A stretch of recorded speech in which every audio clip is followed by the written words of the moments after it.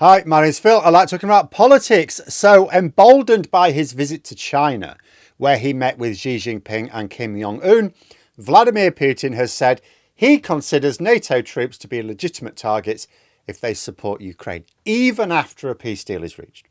I could also add that Trump has said he's ready to move to phase 2 of the sanctions against Russia. I'll believe that when I see it. But how has the new gas deal between Russia and China changed things? And what are the implications for the West? I'm afraid to say that after my video on Saturday, the news on geopolitics isn't getting any better right now. But first, for daily news and politics, please click the subscribe button to stay notified.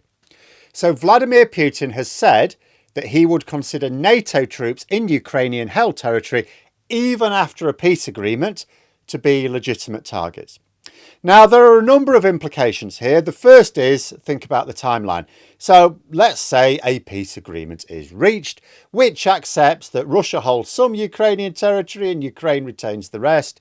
Then troops from various NATO countries enter the Ukrainian-held parts as a security force. They're not on the front lines, they're not on the border, they're just in and around Ukraine. How does Putin target those NATO troops, which will only be in the Ukrainian-held territories, without breaking the peace agreement? Well, he can't, can he?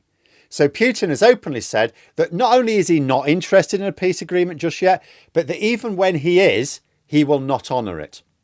Now, Putin has previously said that he will not accept NATO troops in Ukraine, of course, but the implication there was he just wouldn't agree to a peace deal which allowed for it.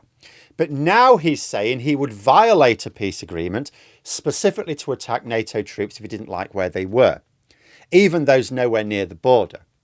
Trump has responded to this and the heavy bombardment of Kiev by talking about further sanctions and urging Europe to support him. Now, yes, there are a couple of pro-Putin forces still causing bother in Europe, but not enough to stop this happening. If Trump actually wants to work with Europe on tougher sanctions for Russia, he will certainly find the vast majority of the continent willing to do so. But like I say, I'll believe it when I see it. My cynical brain is wondering if Trump is just saying this, and then when he doesn't do it, blames it on Europe for not supporting him strongly enough. But back to Putin. And this seems to be a significant escalation in rhetoric and would appear to be the result of being emboldened. He's got more confidence after meeting with Xi Jinping. It's nothing to do with that fat pig sat on the North Korean throne giving him much, other than parasitic riddled troops to throw at the meat grinder. No, this is about China. But is China playing a risky game here? We know that China sees itself very much opposed to the West. Of course it does. But it has previously been careful not to openly support Russia's invasion of Ukraine. At the moment, at least, it needs both American and European trade. Its uses for Russia are more keeping a massive buffer zone between itself and Western aligned countries and, of course, their natural resources. But what is 100% certain is that China have done nothing to persuade Russia to pull back from its imperialism here. Quite the reverse. Putin is emboldened. So what have China done, and what could be the implications for NATO and economic ties between China and the West? Well, there's a little deal called Siberia 2. It's a deal to move gas from Russia to China via Mongolia, a deal that has been billed as reshaping geopolitics for the next 150 years. So first, basics. The document's not that long, it's a few pages long, but it's signed by the President's Chief of Staff. It's not signed by some forgettable deputy minister somewhere. That little detail keeps the whole thing off parliamentary radars in both Moscow and Beijing. First sentence in it, it's the document, of course, is in Russian and Mandarin, but you can find English translations. Says, establish an irreversible Eurasian order lasting no less than 150 years. So reordering geopolitics for the long term. 150 years is not an election cycle, which neither Russia nor China care about. That is a dynasty. So whoever's in nursery today will be dealing with this pact even as they die if they become the oldest person who ever lived. Flip to the next section and there's the meat of it, the energies bit of it. Now, we already knew about the power of Siberia 2. It's a proposed pipeline that can pump 50 billion cubic meters of gas a year to China. The papers show an interesting detail.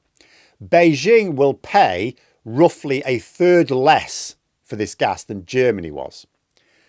Why is Russia selling itself short?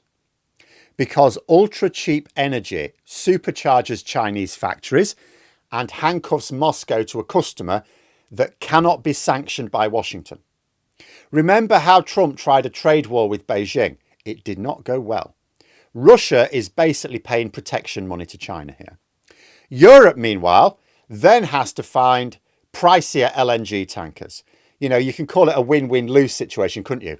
Russia stays afloat. All this talk about the Russian economy collapsing, probably it goes away. But I'm not an economist. We'll wait and see. China definitely wins. It gets cheap energy, keeps churning out budget electronics, and NATO's eastern flank effectively foots the bill. Another section tackles money. Both sides promise to crank the share of yuan ruble trade up to 80% by 2027. So that is two nuclear powers quietly sidelining the dollar. They're also building a SWIFT clone, routing packets through Kazan and Shanghai instead of Brussels. Now, when Iran got booted from SWIFT in 2012, its oil exports cratered within months. What's happening here is they're building the spare tyre before they get a flat to make Western sanctions in future a much blunter tool. So then there's the next bit, joint development. So hypersonic gliders, Arctic drones, seabed sensors, satellite binding lasers. Each line is pairing a Russian design bureau with a Chinese production hub and dated milestone. You mix Russia's icebreaker fleet with China's assembly line magic, and the Northern Sea Route becomes a sensor highway that tracks every Norwegian F-35 that pops into the sky. Oh, and they're penciling in live fire drills on European ranges. So Beijing troops, Russian ammo, local dust. Try selling that headline in Warsaw. It's at this point where you think that Trump's decision to withdraw investment in countries around the world, leaving China to be their most powerful friend, looks like a very short-sighted decision, if it hadn't already. I'm thinking that China has been waiting patiently for America to elect an idiot who weakens the USA on the world stage, and now they're reordering their own power base while Trump weakens his. There's even a section on social media operations. Russian trolls handle the Slavic tongues, Chinese teams cover Mandarin, Cantonese, and for some reason Spanish. The goal of that, it's not to make you believe a particular story, it's to make you doubt every story you read. The memo even sets line item budgets as if PR is an artillery round here. Elections in France, farm protests in Poland, pension scares in Spain. Whatever cracks appear in the West, the aim of this is to jam a crowbar in it and pull. See what breaks. So where does this leave an already weakened NATO? An alliance built to deter one land power now sort of faces two that have pinky sworn for a century and a half. US carrier groups cannot be in the Baltic and the South China Sea at the same time. Germany's €100 billion defence fund, that sounds nice, that's suddenly halved if you need air defence in both Poland and Taiwan. Meanwhile, China refines 90% of Europe's rare earths. Russia ships a third of its uranium. Now, if you cut either artery, Europe's green transition stalls immediately, doesn't it? And if I know about this vulnerability, so too do Putin and Xi. But so too does Brussels. They're not napping. The EU's Critical Raw Materials Act earmarks €10 billion to dig mines in Canada and Africa. So they know that they need to sort of diversify away from China and Russia themselves. And this is a great idea. But these projects don't pop up overnight. You're talking about 7 to 10 years. The 150-year plan is betting Europe will blink before they get started on this diversification. Sweden and Finland joining NATO, that doubled Russia border length. But that also means you're stretching already thin battle groups even further at the time when America's saying it doesn't really want to be involved.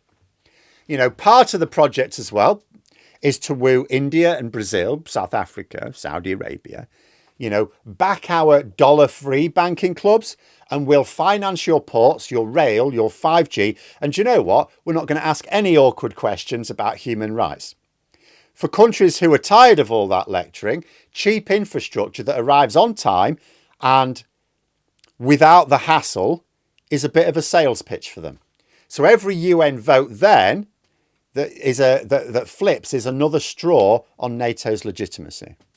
You know, maybe not Trump because he's too dumb and can only keep going for so long. But I think America is going to regret picking unnecessary fights with Brazil and India particularly. This is actually quite alarming. Trump said he wanted to reorder the global economy, which has seen his country dominate for generations. At the time, it was mad. And I said, how many times did we say it?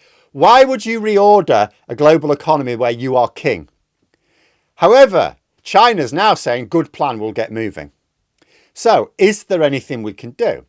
Yes, there is. But according to experts, it's quite messy. First, Europe needs renewables and LNG terminals built in 3 years, not 10.